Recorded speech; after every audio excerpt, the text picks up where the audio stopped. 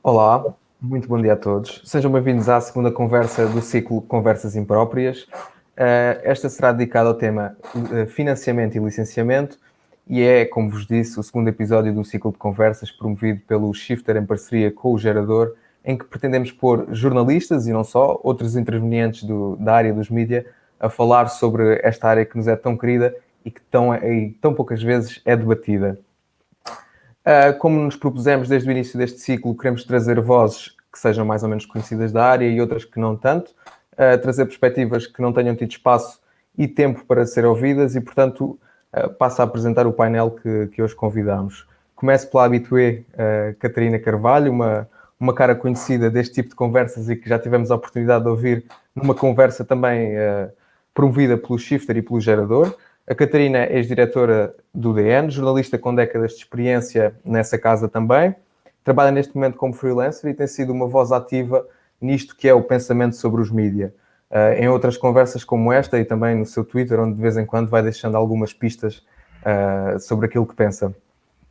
Seguindo para a Ruth é radialista, podcaster, trabalhou no Oxigênio, é a voz do podcast White Market Podcast, um podcast dedicado à cultura livre, e, mais recentemente, juntou-se à lista de fundadores de mídia em Portugal com o seu Interruptor, um projeto editorial que está aí a começar e sobre o qual teremos a oportunidade de falar um bocadinho mais. Por último, temos connosco o Tiago Segurelho, que se descreve como um inventor de ideias, que trabalhou durante muitos anos na área da gestão de marcas e do marketing propriamente dito, até se dedicar a esta aventura que é o Gerador. Aproveito para vos cumprimentar a todos e agradecer a vossa presença.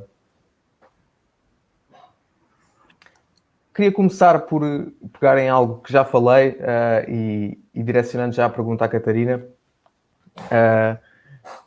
Eu comecei por deixar esta pequena pista de que a Catarina no Twitter ia deixando umas ideias daquilo que pensava sobre os mídia e é também no Twitter que de vez em quando surgem algumas grandes conversas com alguns intervenientes sobre esta área. Ultimamente tivemos uma muito participada e em que vimos interagir pessoas de diferentes mídias, nomeadamente do público. A Catarina também acrescentou os seus 50 cêntimos, a Ruth também, eu também. E nessa grande discussão, o ONU estava sobre se o direito à informação colidia com o direito dos mídias de lucrar. Tudo sobre o artigo da João Henriques, sobre o racismo e com um tweet que replicava esse artigo de modo gratuito e que acusava o público de lucrar com o racismo. Catarina, como tiveste um cargo em que tiveste de gerir estes equilíbrios entre o direito à informação e o direito ao lucro, gostava de começar por te perguntar como se gera este equilíbrio. É muito difícil. Olá, primeiro, bom dia a todos. Há uma coisa que é muito difícil nos jornais. Primeiro, chamar os jornais com fins lucrativos em Portugal é um bocadinho um exagero, não é? Porque não há, com exceção das televisões, têm tido resultados positivos, os jornais não, as rádios também não, e portanto estamos quase todos nesse limite das atividades sem fins lucrativos, embora com a aparência de fins lucrativos, certo? Portanto, toda a gente dá prejuízo e, portanto, tomar a dar que fosse pelo menos o break-even já não era mau. É sempre muito difícil falar disto por dois motivos. Primeiro, porque há uma preocupação grande, ainda outro dia saiu um artigo sobre isso, há uma preocupação grande sobre se o que é gratuito, se as pessoas que não pagam vão continuar a ter informação de jeito, informação rigorosa, informação que lhes acrescenta alguma coisa, ou se a informação que vai valer a pena vai ser toda paga e vai ser toda muito bem paga.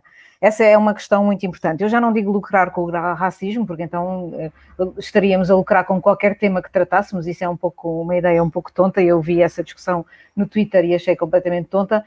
A única questão aqui, para mim, não é lucrar com, porque lucrar com o jornalismo é um trabalho como outro qualquer e a área da comunicação social é um negócio como outro qualquer, só que não é como outro qualquer, porque tem uma função social e uma função cívica também, e é nesse sentido que nós temos que debater se a informação gratuita pode continuar a ser gratuita e de qualidade.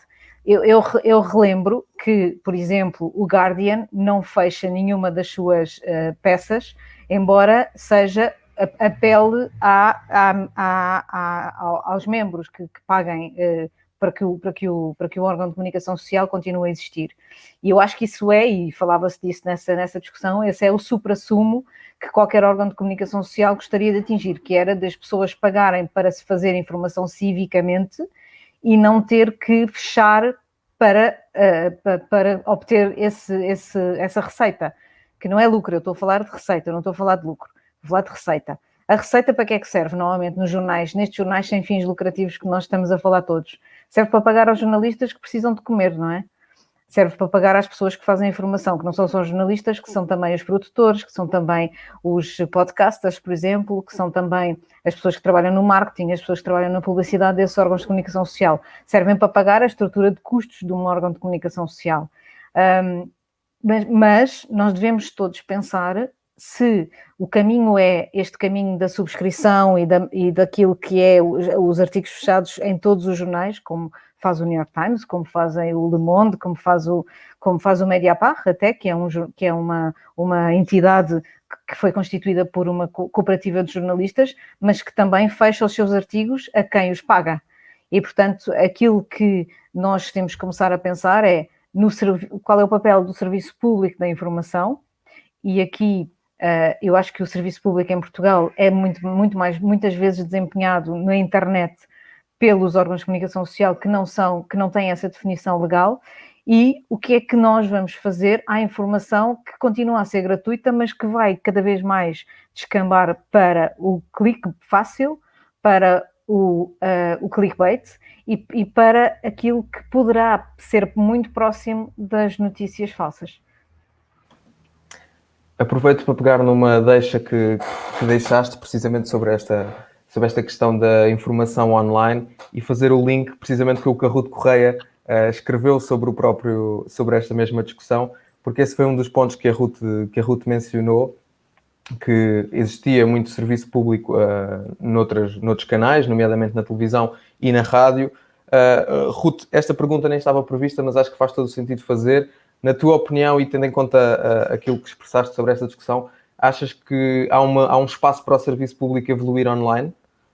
E que seria importante essa... Sem dúvida. Sem dúvida. Aliás, eu acho que uma das coisas que estamos a assistir, e volta e meia, a questão do financiamento da RTP também é um assunto que é recorrente, que é devemos pagar a licença, de que forma é que pagamos. Eu sinceramente acho que o sistema português, dos vários que vou conhecendo, acho que é bastante acessível e bastante justo, em que todos contribuímos um bocadinho de forma quase... bem, eu ia dizer dissimulada, mas não num tom em que somos enganados. Portanto, toda a gente contribui, quem usufrui e quem não usufrui na conta da eletricidade.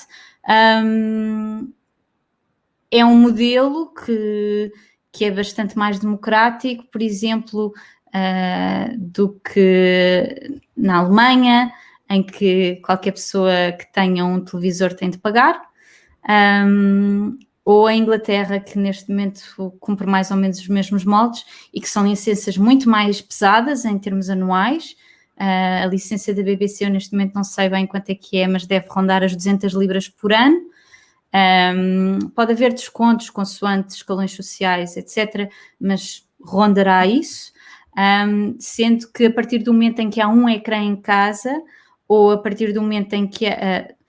eles mudaram o sistema há uns anos, inicialmente era só quem via televisão e depois passou a ser toda a gente que tivesse um aparelho eletrónico que permitisse consumir televisão, nomeadamente através do serviço do BBC iPlayer. Em Portugal, a licença que pagamos para a RTP é muito pequena em comparação, e a RTP faz um trabalho louvável, sobretudo nos campos da televisão e da rádio, tem apostado muito no digital, mas não tanto na perspectiva noticiosa, por exemplo com o RTP Play, que é um serviço que tem de tudo, tem notícias e tem muitas outras coisas, mas que se instala mais como um produto de entretenimento para quem está à procura de outro tipo de conteúdos e não tanto para quem está à procura de notícias. Em relação àquela questão do que é que do acesso que é gratuito à informação, eu tenho as mesmas preocupações da Catarina, nesse sentido de como é que se encontra este equilíbrio, porque efetivamente os jornalistas precisam de comer, não é?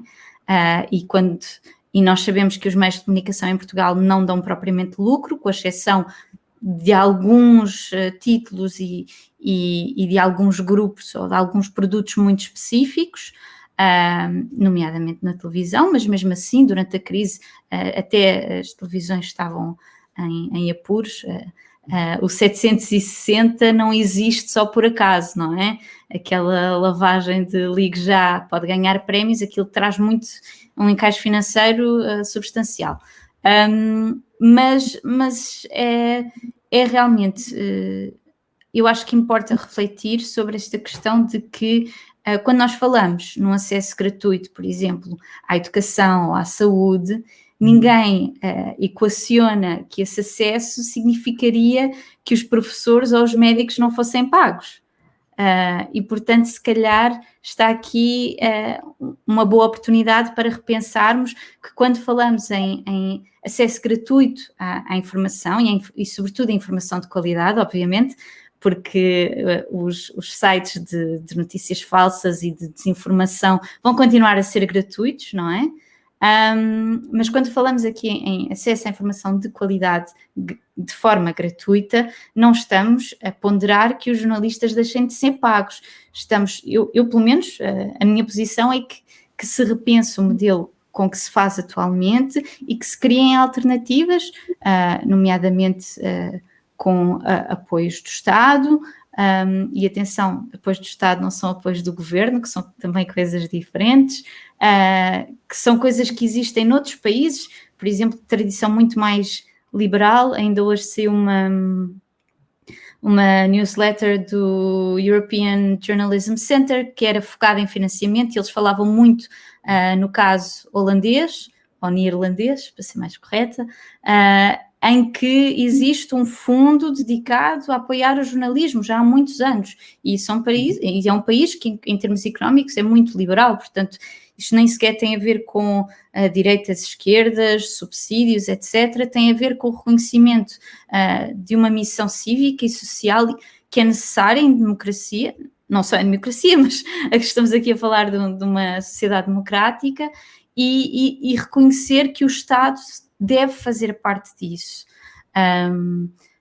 Em que modos especificamente, isso será outro debate, mas precisamente pensar que quando falamos em acesso gratuito à informação, não estamos aqui de longe a dizer que os jornalistas não devem ser pagos, ou é óbvio que eu também acho muito rebuscado dizer que o público lucra com o racismo, como lucrará com qualquer outro tema sobre o qual se escreve,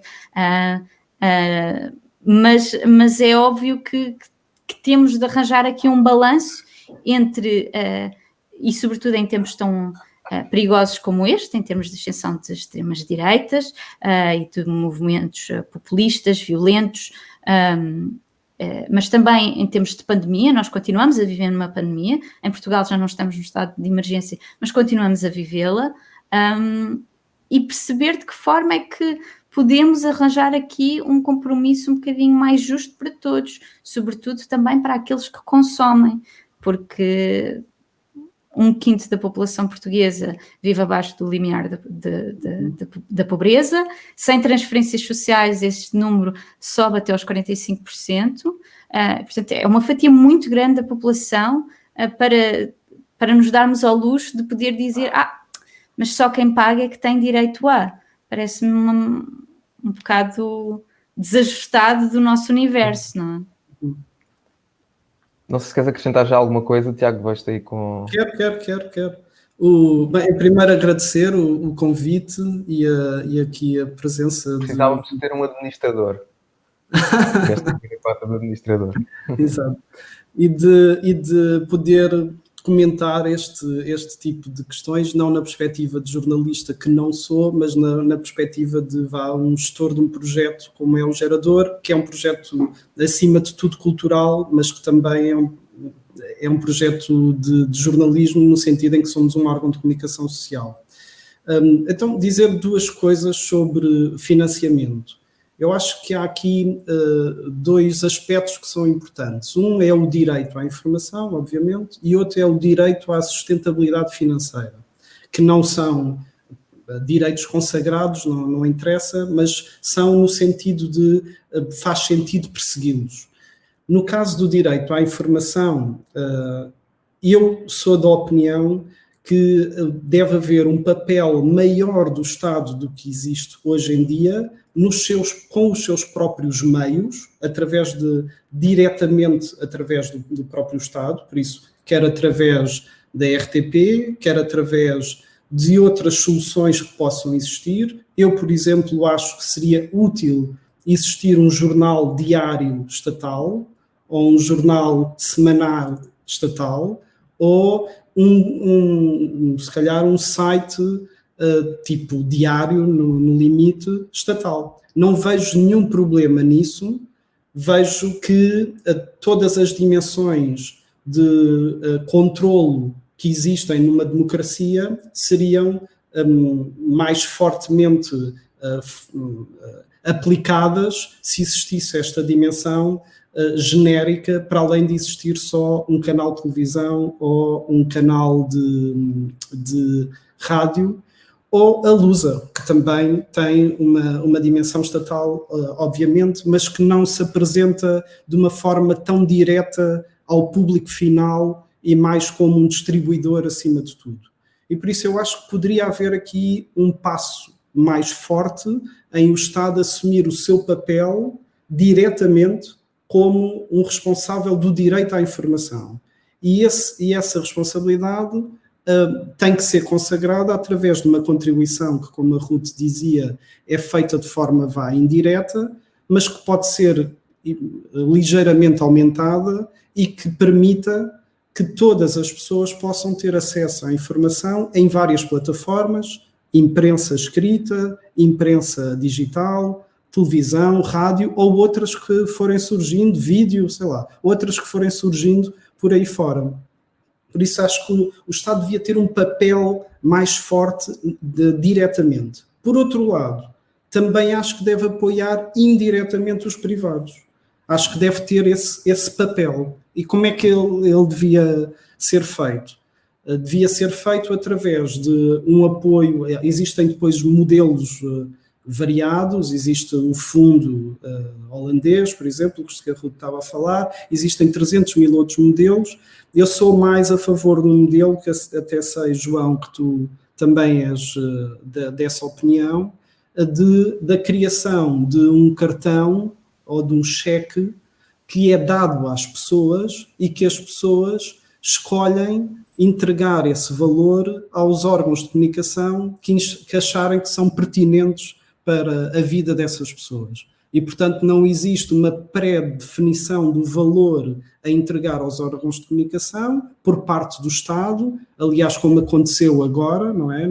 Apesar disto agora não ter sido uma contribuição excepcional, porque foi uma antecipação hipotética de eventuais investimentos no futuro, de promoção de comunicação, por exemplo, desta dimensão da pandemia, mas houve uma determinação clara do que é que cada órgão de comunicação social ia receber a partir de critérios que foram definidos e que podem ser discutidos e que são altamente subjetíveis, pelo menos. O que eu acho é que o poder deve estar nos cidadãos e não no Estado em decidir. E por isso, como acontece com o cheque dentista, ou com o cheque de cirurgia, ou como em Itália acontece com o cartão cultura, em que qualquer jovem até aos 22 anos, se não estou em erro, recebe um cartão com um valor carregado, que depois pode despender onde quiser, desde que seja na área cultural, ou mesmo aqui era só em órgãos de comunicação social. E depois vamos ao tema das licenças e do quem é que deve ser o beneficiário deste tipo de investimentos, mas eu gostava que o Estado tivesse esta dupla presença, uma presença direta reforçada e uma presença indireta através dos cidadãos que escolhem onde investir. Isso parece-me que o direito à informação estaria mais ou menos consagrado se optássemos por estas duas dimensões. E depois existe o direito à sustentabilidade própria, que eu estava a falar há pouco. E, efetivamente, é difícil considerar a hipótese, pelo histórico em Portugal, mas não só, que um órgão de comunicação social que tenha como o seu objetivo ou a sua atividade única apenas fazer jornalismo, tenha uma capacidade de sustentabilidade garantida ou significativa, para não dizer que tem uma sustentabilidade muito próxima do nula, ou então traz até prejuízos muito significativos, como é o caso do Público, por exemplo, que traz, ano após ano, prejuízos muito, muito significativos.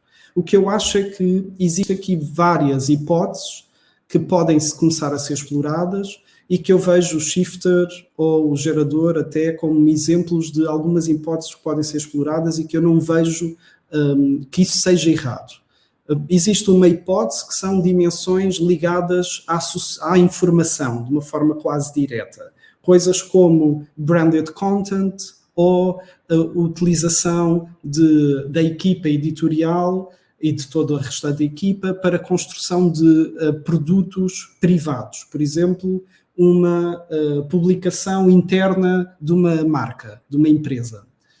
Pode haver uma capacidade de um jornal falar diretamente com uma entidade e presta este tipo de serviços que são serviços laterais, mas que estão dentro da lógica do que é o serviço a lógica de informação, e que são remunerados por isso de uma maneira diferente do que é a comunicação normal e o seu serviço normal.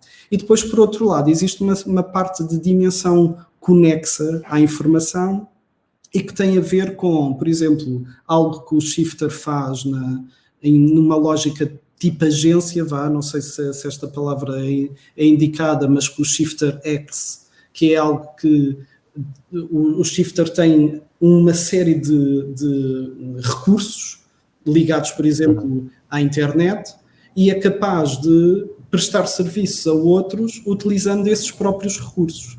O mesmo o gerador faz, por exemplo, com a educação. Nós estamos muito ligados à educação, temos uma série de cursos e temos uma academia que cada vez está a crescer mais e que eu vos digo que representa uma fatia já com algum significado da faturação que fazemos. Isso contribui para diminuir a preocupação que nós temos na sustentabilidade pura do que é o ato jornalístico. Isso nós não temos essa sustentabilidade. Nós temos 31 revistas lançadas, nunca nenhuma chegou ao break-even point, sequer.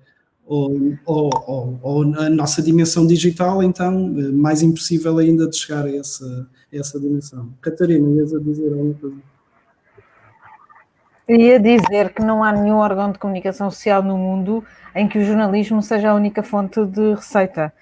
Mesmo o New York Times, quando se fala da sua grande aumento de receitas digitais online, tem a ver muito com atividades conexas, como, por exemplo, o comércio eletrónico, que eles compraram uma Wirecut, que é uma página de venda de produtos direta, e também com montes de outras coisas, como, por exemplo, as receitas de culinária ou a criação de eventos que são pagos pelos leitores. Eles não têm academia, não é o que eles fazem normalmente, mas têm muita coisa parecida com essa, o branded content também, e a publicidade de outras formas que não a publicidade simples, que agora também já se pode chamar, acho eu, a publicidade de branded também simples, porque é no fundo aquilo que estamos a fazer só que nós estamos a produzir o conteúdo para as marcas, mas é exatamente a mesma coisa, é receber dinheiro de marcas que vêm daí. Não há, como se diz há muito tempo, uma bala de prata para fazer um órgão de comunicação social lucrativo. O que eu acho que falta muito, e aí eu acho que o Tiago tem toda a razão, e a Ruth também, eu não concordo com o Tiago na questão dos órgãos de comunicação social do Estado. Acho que o Estado não se deve substituir aos privados nisso, e quanto mais houver a capacidade digo isto depois de ter saído até do DN e depois de estar a fazer estou a investir noutro projeto, e portanto percebo que aquilo que é preciso é diversidade e não unicidade nesta questão. Eu não acho que em Portugal é muito complexo um órgão de comunicação ligado ao Estado. Isso faria de mim... Mas em Portugal é muito, vamos ser honestos, em Portugal é muito difícil isso, porque, embora seja como a Ruth disse, é o Estado que paga e não o Governo, há muita instrumentalização de informação, até nos privados e nos públicos também. Mas essa instrumentalização, se vocês pensarem, porque é que, sem fazer nenhum tipo de acusação a nenhum órgão de comunicação social que seja detido por uma empresa, mas existem órgãos de comunicação sociais muito, muito, muito importantes que são detidos por um sócio maioritário, vamos pôr assim, e que dão continuamente prejuízo. Para que é que servem, não é? Por isso, se nós pensarmos nisso, a questão é qual é a bondade do privado em relação a deter um órgão de comunicação contra a bondade do público entre deter um órgão de comunicação. E quando exatamente a mesma coisa. Não é para mim. Porquê é que não é para mim? Porque eu controlo o público. Nós controlamos o público. Podemos encontrar melhores soluções para controlar, mas um privado não tem que emitir nenhuma opinião sobre nada. Um privado toma as decisões que toma de porta fechada e tem todo o direito para isso, porque é um privado. O público não. O público pode e deve-se construir soluções... Certo. Mas eu acho que é interessante, em teoria, eu acho que é interessante contribuir aqui para um aumento da diversidade de vozes e de opções, em vez de contribuir para o funilamento. E o que eu digo é, por exemplo, esses 3 milhões que a TVI recebeu 3 milhões do Estado no apoio por causa da Covid, da crise da Covid. E o que nós vimos foi que esses 3 milhões rapidamente se esvaíram. Esses 3 milhões distribuídos por órgãos de comunicação social independentes teriam sido muito mais importantes para esses órgãos de comunicação social independentes. Só para dar um exemplo, podiam ter posto o shifter, o gerador e o fumaça e se calhar agora o interruptor da Ruth, é interruptor, não é que se chama, em break-even, por exemplo. Porquê? Porque não têm overhead costs. Exato, porque não têm overhead costs, que são os custos das administrações, por exemplo, dos órgãos de comunicação social, que são brutais.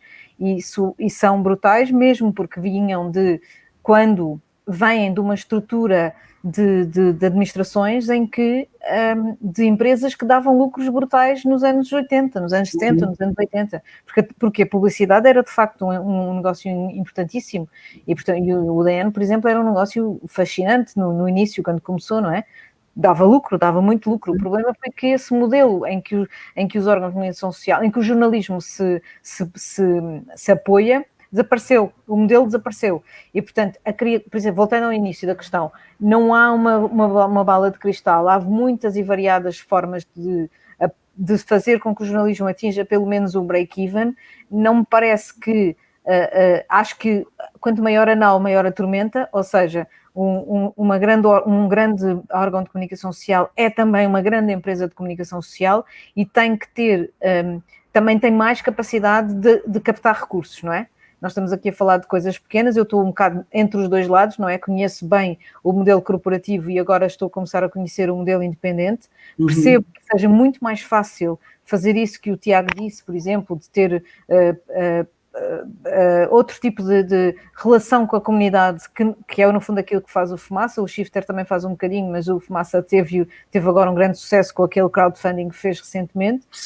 A própria Ruth já tem não sei quantos seguidores no Twitter, veremos se eles pagam ou não, mas é muito interessante verificar que a capacidade destes pequenos órgãos de captar receitas também já começa a ser importante, não é?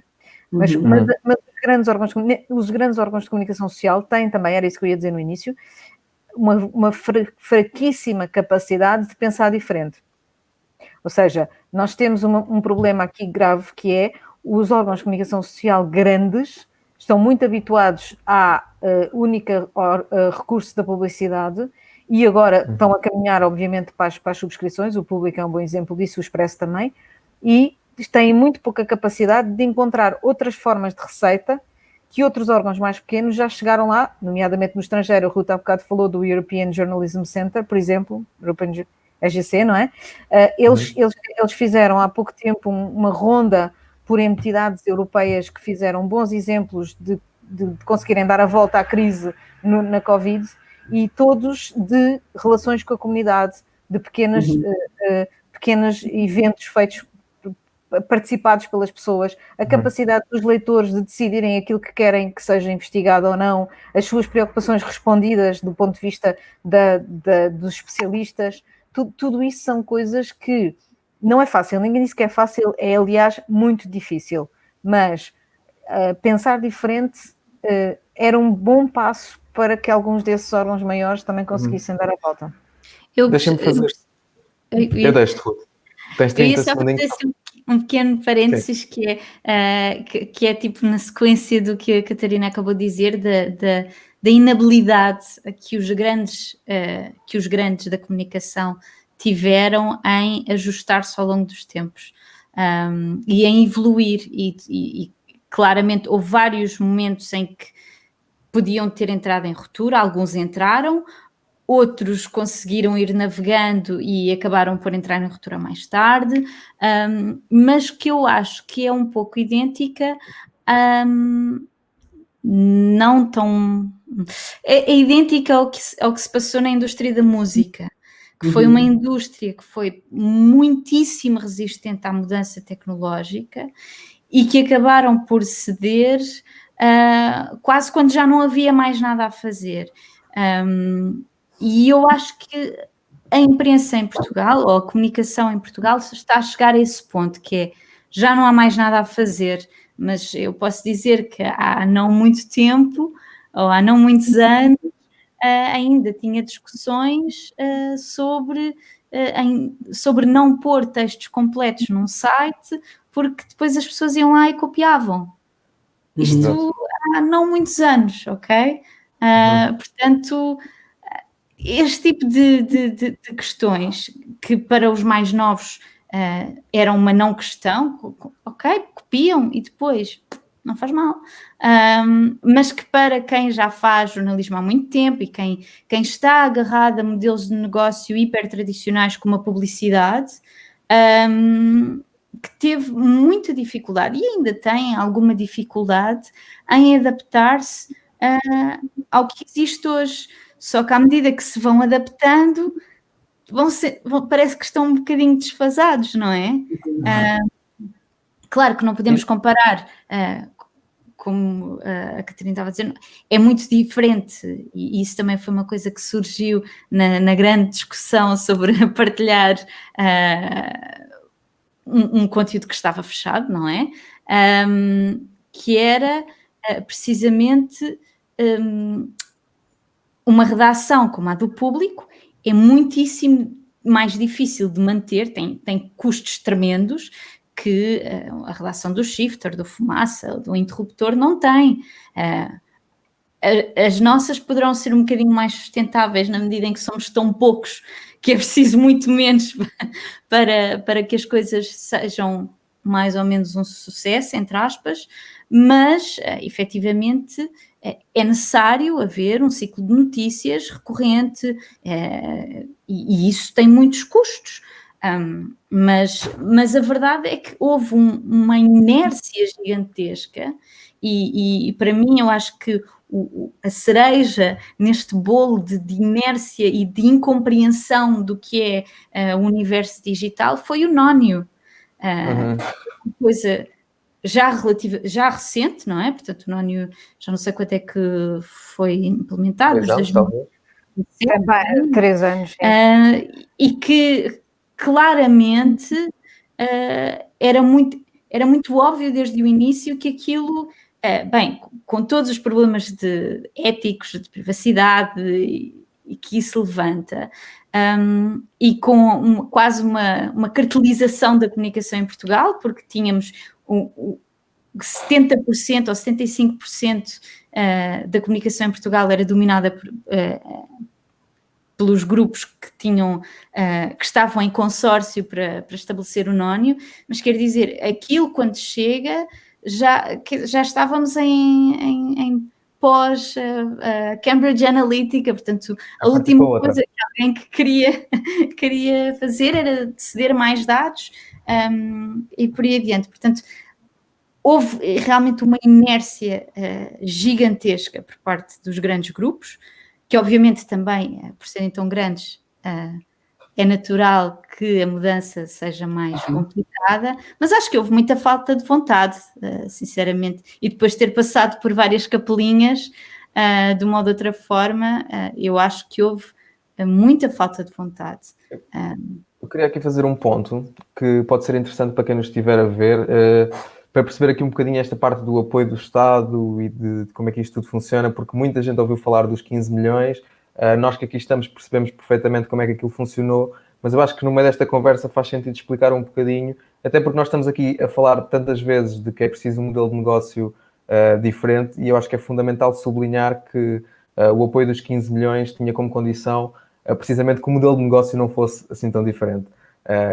Cá está, como o Tiago disse, e muito bem, estes 15 milhões não foram uma dotação orçamental extra ou nada que não tivesse previsto, mas convém dizer às pessoas que estes 15 milhões foram um valor que foram distribuídos pelos grupos de comunicação social em função da publicidade que eles faziam a determinadas campanhas do Estado. Portanto, há aqui uma condição sine qua non, que é o mídia tinha que ter publicidade para poder ter acesso a este dinheiro.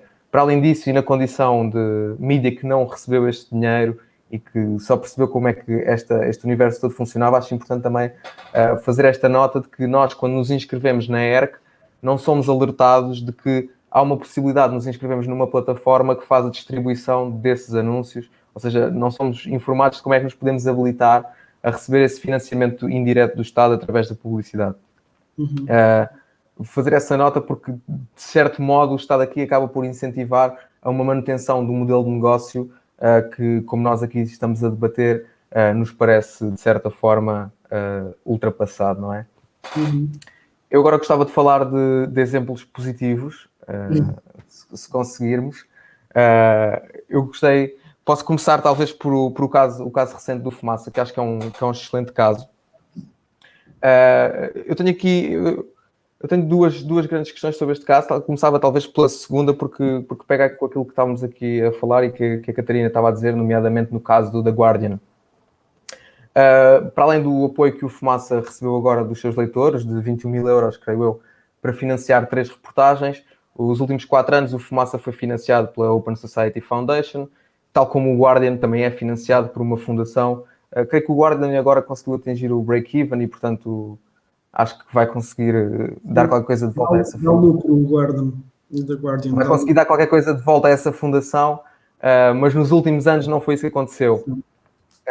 A minha pergunta era sobretudo se, e acho que já passámos aqui um bocadinho por isto, era se este modelo em que há uma fundação que quase a fundo perdido financia o jornalismo não pode, de certa forma, alienar um bocadinho o leitor desta transação, na medida em que não há um compromisso ou não há uma necessidade da redação assim tão grande em ser sustentável.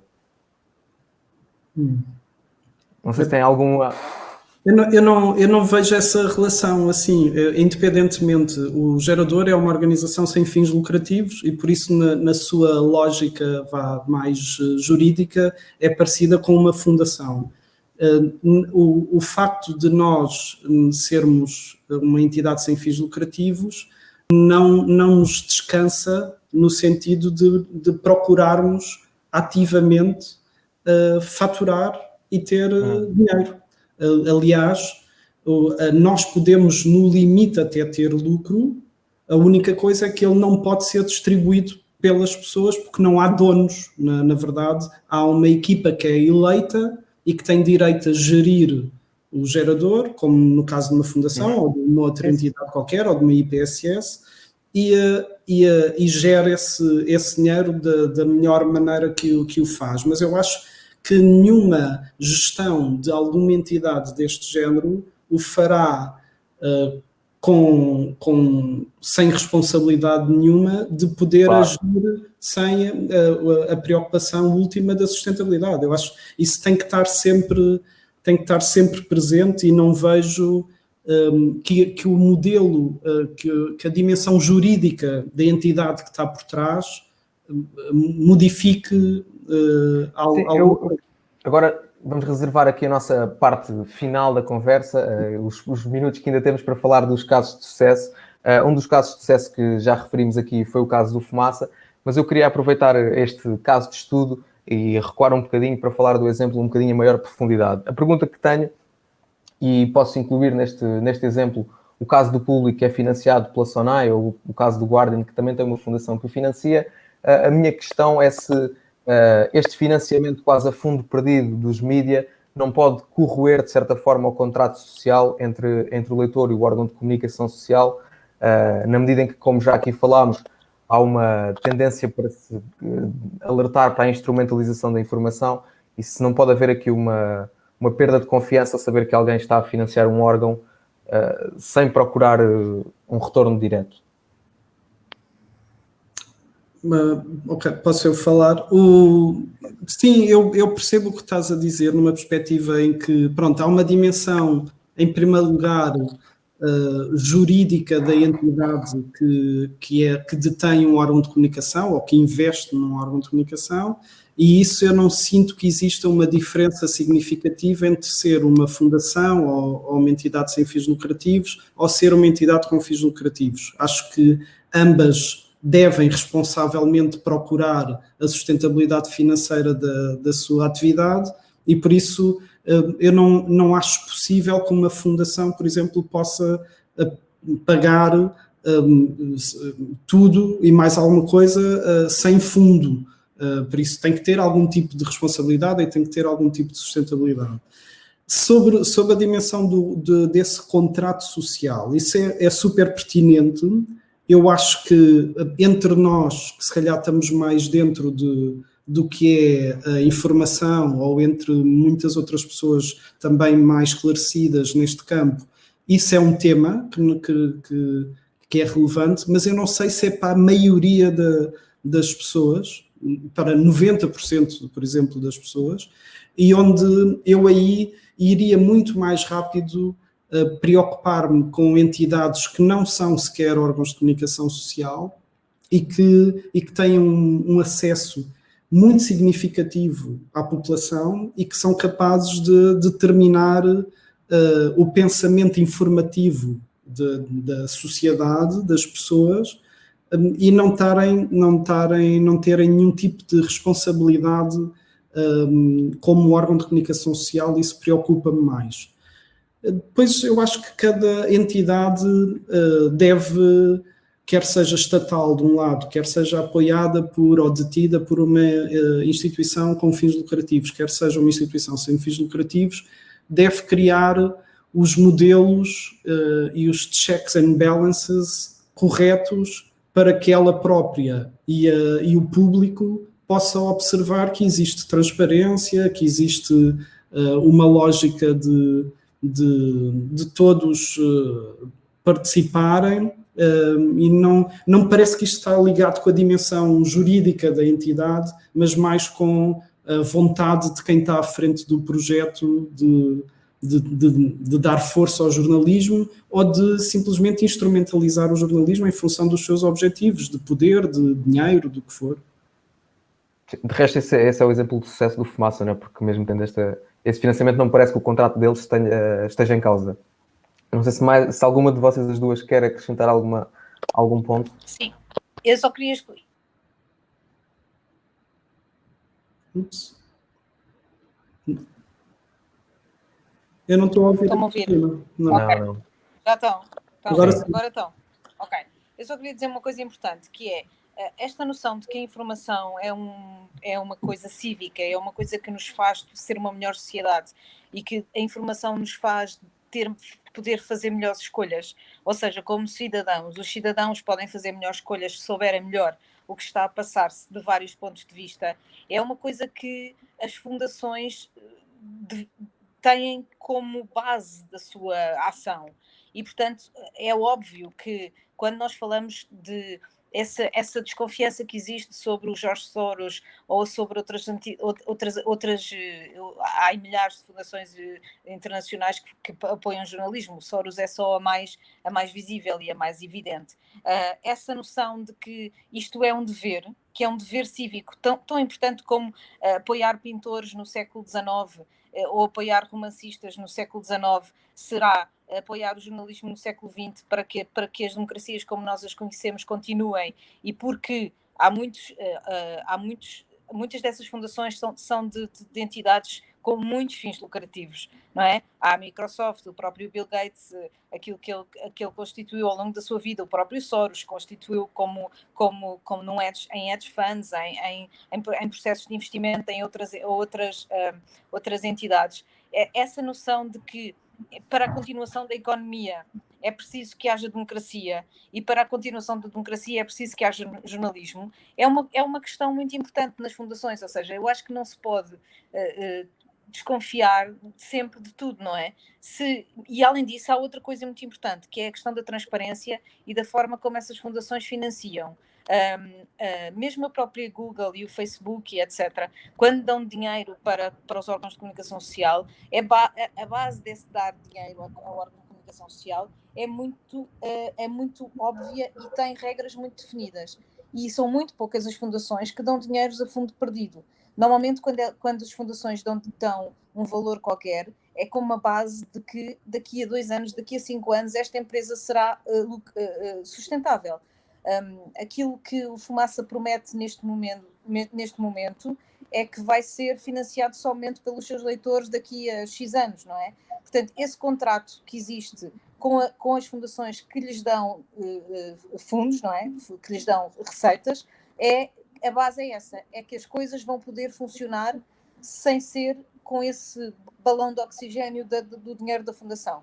E isso é muito importante, e eu acho que nós todos devíamos pensar que a forma mais saudável que nós temos de ser financiados é através de quem nos está connosco. Eu não vou dizer lê, não vou dizer ouve, mas vou dizer está connosco, porque é estar connosco de várias formas. Como o Tiago disse, é estar connosco nos nossos cursos, nas nossas comunidades, na nossa formação de comunidade. E isso é uma coisa que em Portugal ainda é muito distante. É muito distante para os jornais fazerem a sua própria comunidade e usufruírem dela. Mesmo o público que tem uma grande comunidade não usufrui dela tanto como podia. Não a engaja tanto, para usar uma expressão da internet. Não faz essa relação. Não faz essa relação com tanta força. Coisa que o Fumaça, por exemplo, conseguiu através de variadas formas, não é? Nomeadamente dos seus eventos, nomeadamente até desta forma de financiamento, que é no fundo dizer às pessoas qual destas reportagens é que vocês querem que a gente faça. Eu tinha precisamente uma questão sobre isso e sobre essa parte de gerir comunidades, e era precisamente, Catarina, acabaste por me responder mais ou menos, era precisamente perceber da vossa opinião se acham que este modelo de sucesso, e é um modelo que se comprovou ser de sucesso, porque levantar 21 mil euros em crowdfunding no tempo que conseguiram é obra, e é de se lhe tirar o chapéu. Se acreditam que este modelo de ativação e de engajamento das comunidades pode ser realmente a tábua de salvação para os jornais portugueses, e pergunto isto como uma pequena provocação de se ainda vão a tempo, se os seus leitores e as suas comunidades ainda não estão alienadas, e se acham que é possível que estes projetos com anos e anos de história que voltem a unir as tropas, ou se acham que este tipo de ativação só está acessível a mídias mais pequenos, como o caso do Fumaça, o Shifter, o Interruptor, o projeto da Catarina, que já percebemos que aí vem também. Qual é que é a vossa opinião nesse sentido? Acham que os grandes ainda vão a tempo de salvar, ou os pequenos é que têm que regenerar o setor? Ruth, se quiseres começar. Olha, eu acho que neste preciso momento este tipo de acontecimento é sobretudo para os pequenos, porque quer dizer, os grandes também o fazem não é de outra forma, porque, por exemplo, a SIC teve um grande programa de emissão de ações o ano passado, há 2 anos, ou o que foi, portanto, podemos considerar aquilo financiamento coletivo, não é? É um financiamento um pouco diferente, com contrapartidas diferentes também. Mas acho que este modelo de financiamento coletivo, como o Fumaça o fez, acho que é uma coisa que ainda está alocada aos mais pequenos ou àqueles que se destacam pelo seu trabalho diferenciado, porque depois há os mais pequenos, há os independentes, são várias bolhas que às vezes exato, e que às vezes se interceptam, mas nem tanto, porque o Jornal de Negócios é independente, não é? Mas se calhar não sei se entraria para... Quando uma pessoa pensa no Jornal de Negócios, eu pelo menos não penso como um meio que está, por exemplo, na mesma categoria do shifter, ou do Fumaça, ou do gerador. Penso de uma forma um pouco... num posicionamento um pouco mais distante. Mas aquilo que a questão das comunidades é muito interessante. Eu agora vou puxar aqui o meu outro chapéu, que é o de investigadora.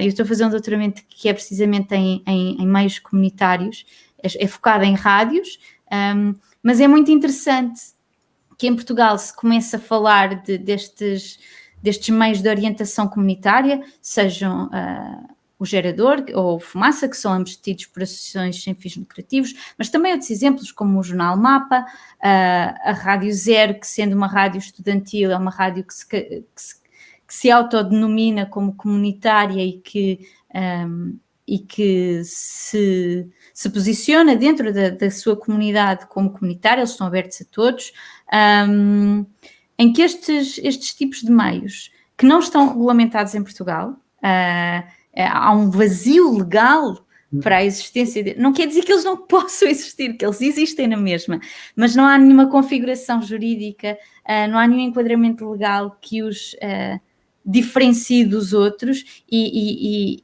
é evidente que eles têm de arranjar têm de se adaptar a estas novas formas de arranjar dinheiro. Basicamente é isso, novas formas de arranjar dinheiro. Ou formas que se calhar são mais adequadas àquilo que eles procuram enquanto cumprem o seu propósito. Mas isto agora é um bocado assim uma curva que eu vou fazer, que é a noção de comunidade e de meio comunitário, não só na maneira... não só enquanto produtores e distribuidores, não é? Portanto, não só o facto do Fumaça alavancar... perdemos a Catarina. Voltou? Não só o Fumaça alavancar a sua piscina comunitária... Sim. alavancar a sua piscina comunitária para arranjar dinheiro, mas também...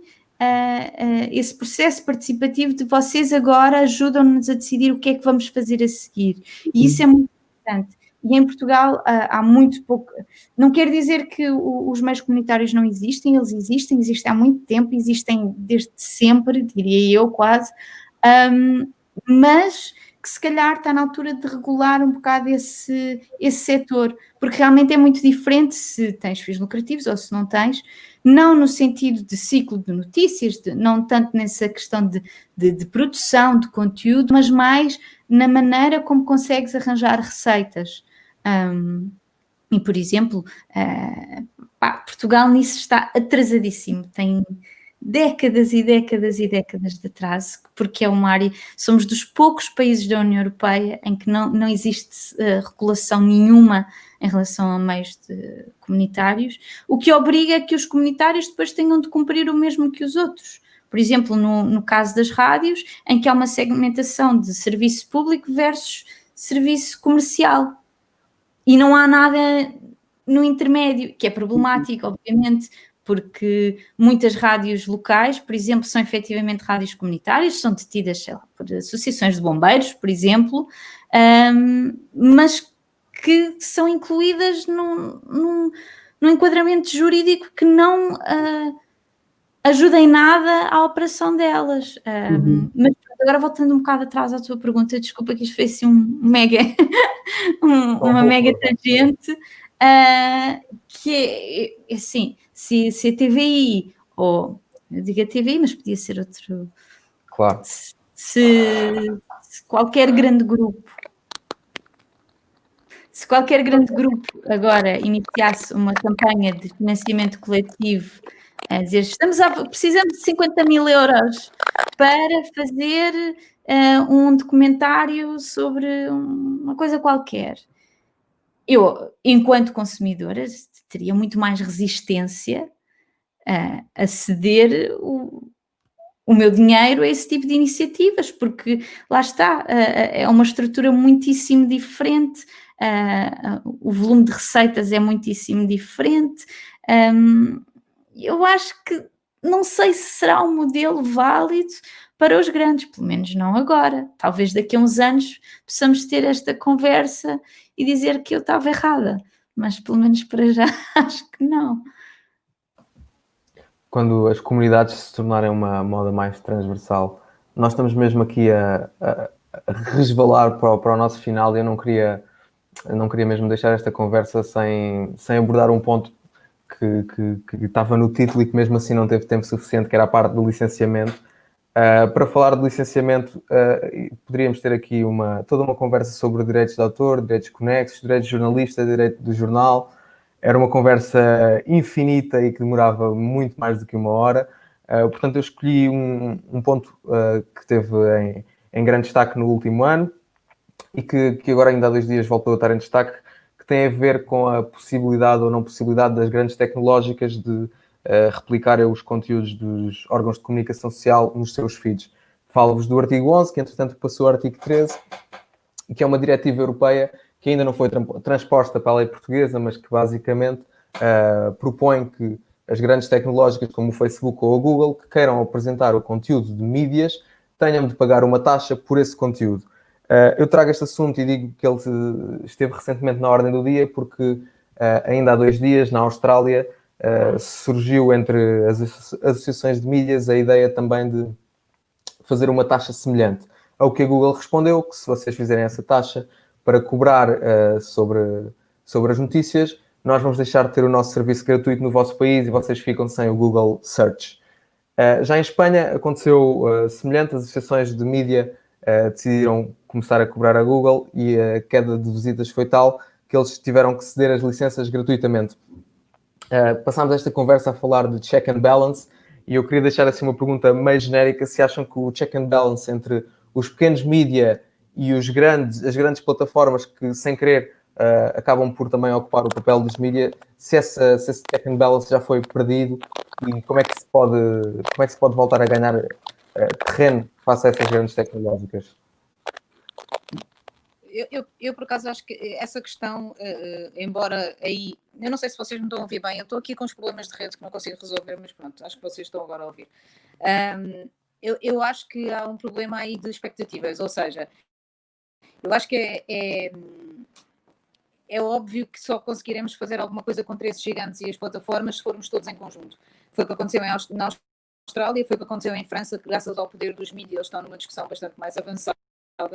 E na Europa também, a partir do momento em que a comissária Vestager começou a impor algumas regras à questão da concorrência, por causa da concorrência pelo mercado publicitário.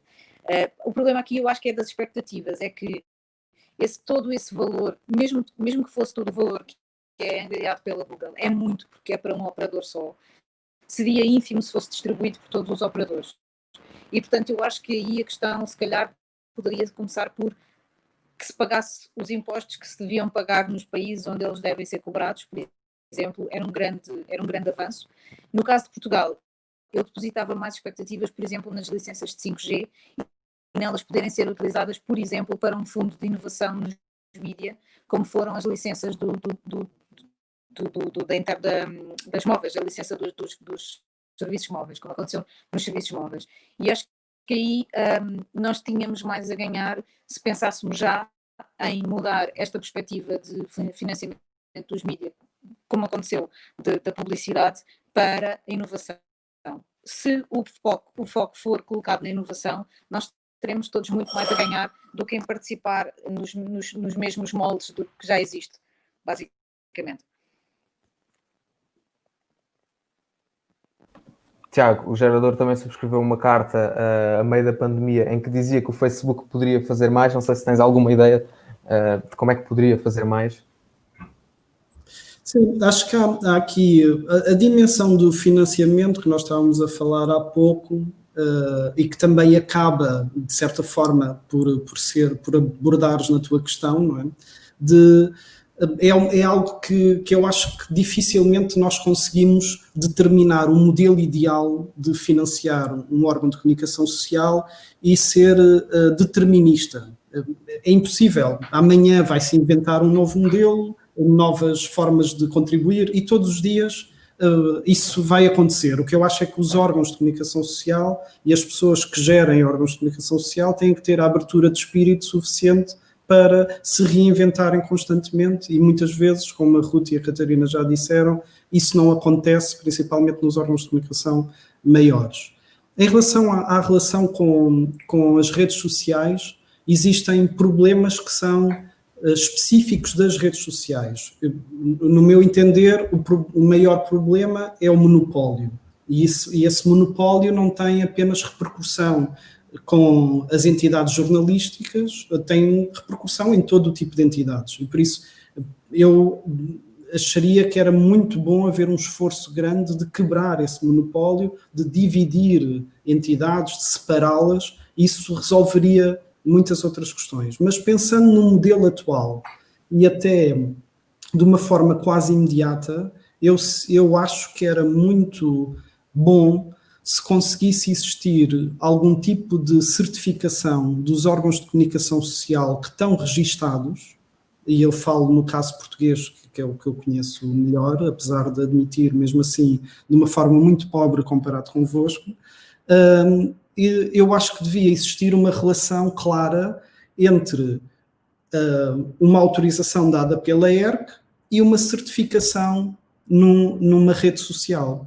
Por exemplo, o gerador já tentou 1 milhão de vezes ser certificado no Facebook ou no Instagram, apesar de nós termos muitas dezenas de milhares de seguidores, não conseguimos garantir que existe essa certificação. No entanto, uma entidade que não é órgão de comunicação social, uma qualquer entidade ou várias entidades que não são órgãos de comunicação social e que continuamente apresentam notícias ou artigos noticiosos, conseguem ser certificados. Isso faz-me muita confusão. A maioria das pessoas acede, num estudo que nós fizemos no Barómetro Gerador Keymetrics, onde analisámos, por exemplo, como é que as pessoas acediam a conteúdo informativo, mais de 70% das pessoas diz que o seu conteúdo, o sítio onde vê em primeiro lugar informação, é nas redes sociais. E por isso é importante encontrar um modelo que faça uma relação direta entre o que é efetivamente um órgão de comunicação social e a sua relação com uma rede social. E essa relação devia existir até proativamente por parte da ERC. A ERC devia criar um selo de órgão de comunicação social, devia fazer uma campanha sobre esses selos, no fundo como era um selo de qualidade ou como é um selo ligado ao ambiente, em que anunciava, atenção, se vocês virem este selo é porque esta entidade é efetivamente um órgão de comunicação social.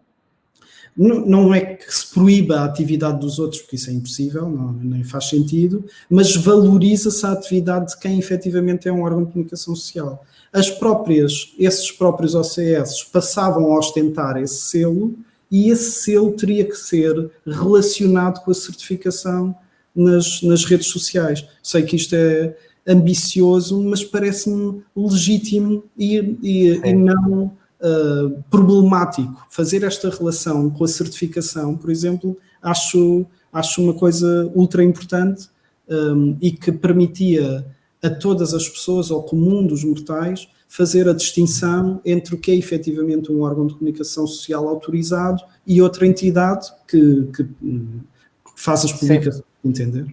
aqui, se me permites, eu até faço um paralelo entre o que tu acabaste de dizer e o que a Catarina sugeriu, que para ela tudo o que bastava era que eles pagassem os impostos que deviam, não é? Portanto, a tua resposta também mais ou menos só queres que eles verifiquem quem já é verificado pelo sistema de regulação e que existe nas diferentes jurisdições democráticas. Portanto, sim, mas isso, aí eu acho que há um problema maior, porque, por exemplo, eu quando estava no Diário de Notícias, nós tivemos um problema grave também de sermos identificados com práticas negativas na internet, e começava até pela parte, nem era só editorial, era também dizia respeitar às práticas comerciais, e nós levamos meses numa espécie de probation, numa espécie de purgatório, até conseguirmos voltar a provar que éramos de facto um órgão de comunicação social perante o Facebook, e era uma espécie era o algoritmo, e não há muito a fazer em relação a isso, ou seja, eles são um bocado se não houver esta relação direta com o que é efetivamente um órgão de comunicação social, isso não era subjetivo, não era sujeito a nenhum tipo era quase algo automático. Se a ERC autoriza que esta entidade seja um órgão de comunicação social, então existe uma certificação, nem que fosse uma certificação com uma cor diferente do que são as certificações que hoje são dadas. Mas existir esse paralelismo entre o que é oficial e o que se passa nas redes sociais. Eu acho que as redes sociais têm todo o interesse em promover isto, francamente. Sim, isso implicaria apenas a articulação das redes sociais com as diferentes áreas de jurisdição, o que me parece utópico. Parece-me que seria bom, mas parece-me difícil, não querendo ser desmancha-prazeres, porque não é esse o meu papel aqui. Já estamos mesmo aqui na reta final. Já agora, Tiago, nós tivemos esse problema no shifter de verificação. Eu deixo-te o conselho, chateares a agência de comunicação ao máximo, porque nós tivemos que o chatear tanto, ao ponto de depois termos acesso a uma troca de e-mails interna deles, e aparecia eles a queixarem-se de nós os termos chateado tanto. Isso só lá vai mesmo com muita teimosia. Isto só lá vai mesmo com muita teimosia. Infelizmente já derrapámos o nosso tempo, portanto eu vou-vos pedir uma ronda de considerações finais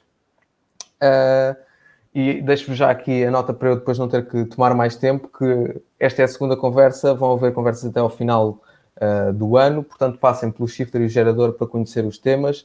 Se ficaram com algumas dúvidas sobre esta conversa e se eventualmente houver interesse em repetir o tema, nós assim o faremos, portanto deixem os vossos comentários nos sítios do costume. Agora peço-vos, por favor, se quiserem os vossos 2 minutinhos finais, têm a palavra. Tiago, queres começar tu que tens o microfone aberto? Posso começar, claro. Pronto. Em primeiro lugar, dizer que é mesmo importante haver este tipo de conversas regularmente. Eu fico orgulhoso por o Gerador e o Shifter poderem fazer parte deste, acho eu, impulso para a comunidade do jornalismo em Portugal, se calhar falar mais regularmente sobre estas dimensões. Acho que é importante estender a outras pessoas que não jornalistas, e por isso agradeço aí o facto de me terem convidado. E eu acho que isto há uma oportunidade incrível de nós repensarmos esta dimensão jornalística toda também com a pandemia e com esta altura da pandemia. Acho que é um intervalo quase na vida das pessoas que permite um período de reflexão e permite, inclusive, lembrar a importância de determinadas dimensões, como o digital, que se calhar antes não eram tão consideradas de uma forma tão efetiva. Eu recordo-me de há pouquíssimo tempo, há muito poucos anos, de ser muito difícil falarmos de coisas como branded content ou outro tipo de lógicas que poderiam ser importantes para o financiamento de órgãos de comunicação social, porque ainda havia um sentido de pureza que faria com que era difícil identificar outras formas de financiamento.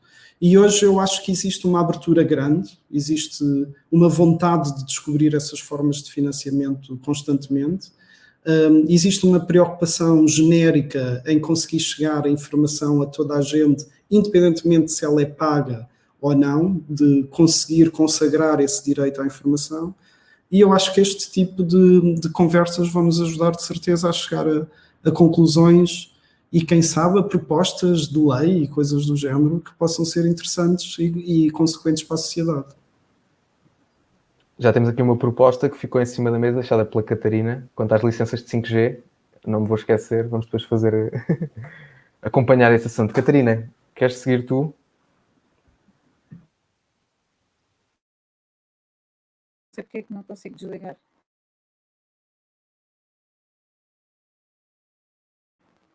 Pronto, já posso.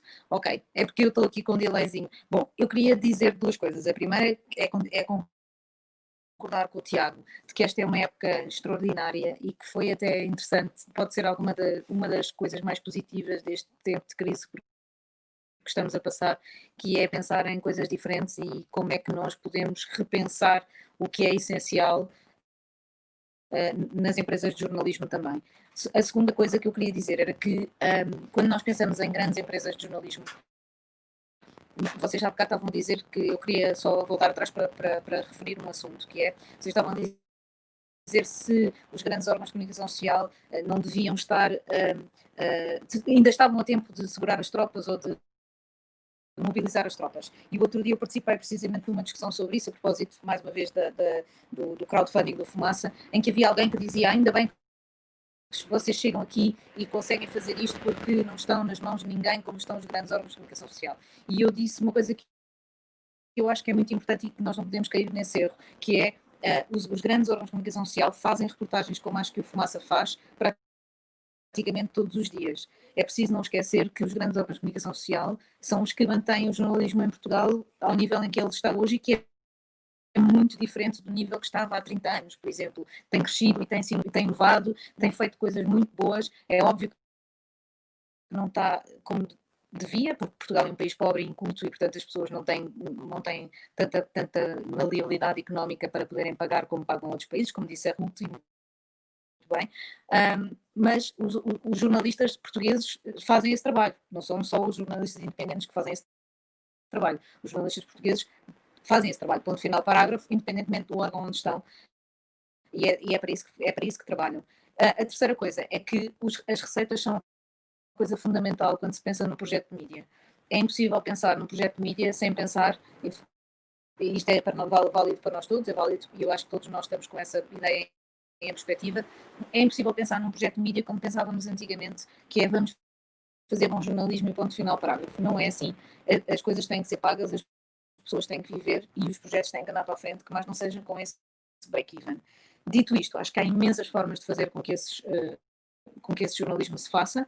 Nós falámos aqui de muitas, não é uma, nem duas, nem três, já viram? Falámos mesmo de muitas. E essas são a nossa imaginação, ou seja, o único limite é a nossa imaginação e é a forma como nós vamos trabalhar para elas. Eu acho que é muito interessante verificar isto. Agora, se calhar, esta ideia de que estaremos todos uns contra os outros é pior para nós do que melhor, ou seja, o que nós devíamos fazer mesmo era estar todos unidos e tentarmos não morrer sozinhos, mas se for para morrer todos juntos. E se for para viver, também para usufruirmos daquilo que temos todos para dar. No Canadá foi criada uma instituição que faz serviços, por exemplo, partilhados para órgãos de comunicação social independentes.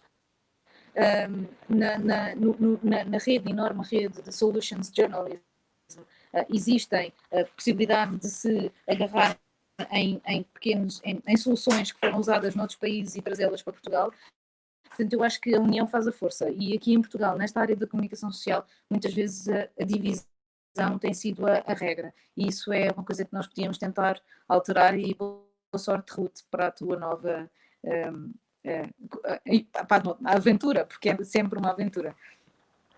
Epopeia, eu acho que é epopeia. Uma aventura de tal nível.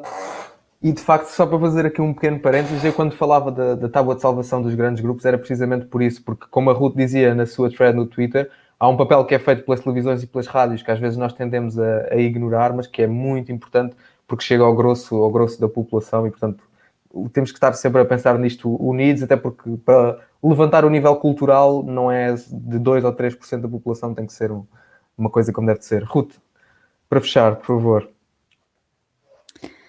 Eu acho, eu não tenho muito mais a acrescentar, mas gostava de agradecer pelo convite, mas também por fazerem destas conversas impróprias um projeto continuado no tempo, que têm sido conversas bastante interessantes, e basicamente fazer das palavras do Tiago e da Catarina as minhas, que é mais colaboração.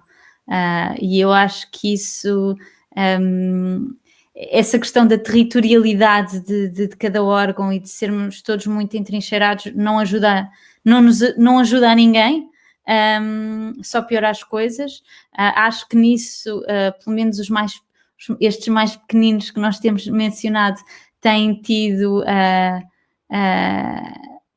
a abertura e a flexibilidade para abrirem as portas aos outros e para perceber que todos juntos efetivamente somos mais fortes, mas também aquilo que a Catarina disse há um bocado na conversa, já lá mais bem atrás, que é a importância da pluralidade, e isso é muito importante.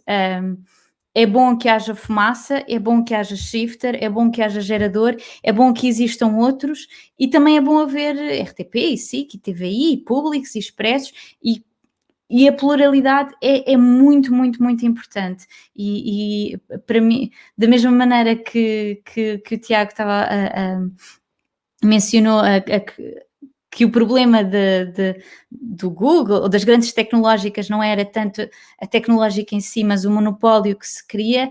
Para mim, um dos grandes problemas da comunicação em Portugal era o facto, porque o grosso da comunicação em Portugal é mantido por meia dúzia de grupos, rádio, televisão, imprensa, contam-se pelos dedos das mãos.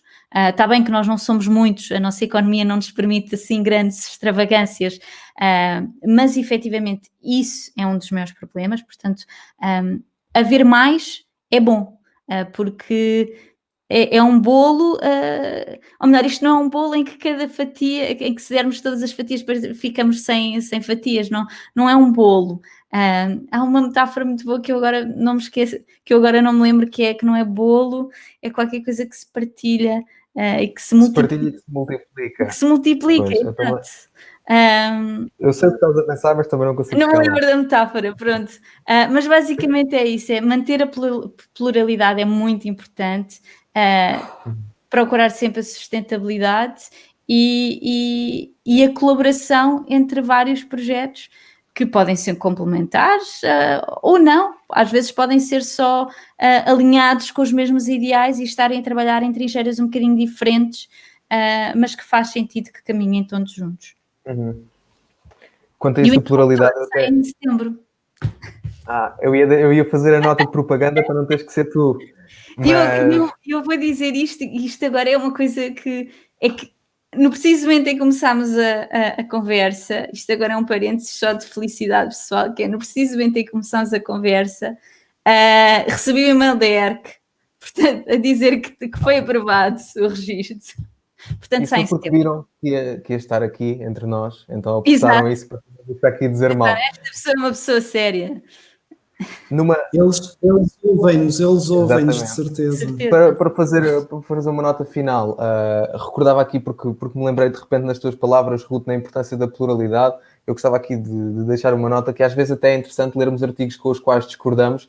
Eu lembro-me que escrevi isto, alguns nas redes sociais, que quando estou sem fé no mundo, vou ler um bom artigo de que eu discordo profundamente. E ver a elegância com que há pessoas que conseguem discordar de mim é uma coisa fascinante. Portanto, só temos mais é que louvar a pluralidade e que pessoas discordem de nós com elegância, com profundidade, com inteligência, um bocadinho como nós tentamos fazer aqui nestes debates, onde entramos em concordâncias e discordâncias constantemente. Portanto, apelo final, estejam atentos ao que a Catarina está a preparar, porque ainda não sabemos muito, mas vem qualquer coisa, já percebemos.